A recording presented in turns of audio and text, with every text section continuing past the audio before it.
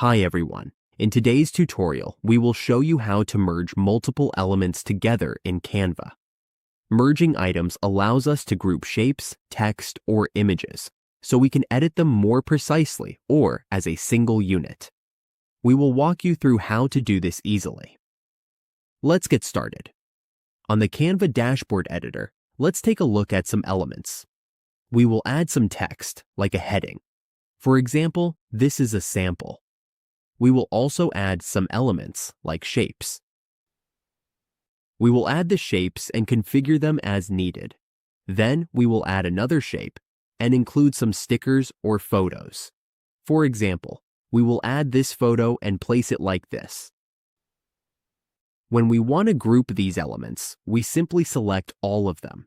We can do this by clicking each one, or by holding Shift and clicking them one by one. Once everything is selected, we just need to click Group. As you can see, they are now all grouped together. We can move them as one single group. If we ever want to ungroup them, we simply click Ungroup. And that's it. We have successfully merged multiple items in Canva. Now, the elements are grouped and much easier to manage.